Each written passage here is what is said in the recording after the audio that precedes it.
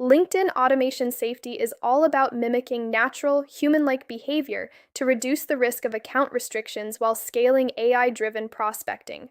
Platforms detect risk by monitoring patterns like sudden spikes in connection requests, repetitive messaging, and low acceptance rates.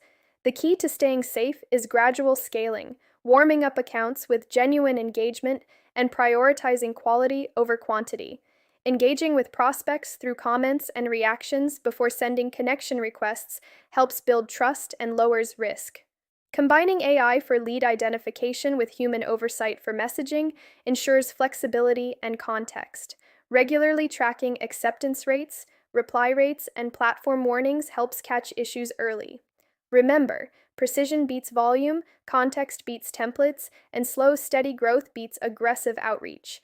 For a detailed weekly audit, download the LinkedIn Automation Safety Checklist from redhub.ai and keep your AI SDR workflows safe and sustainable.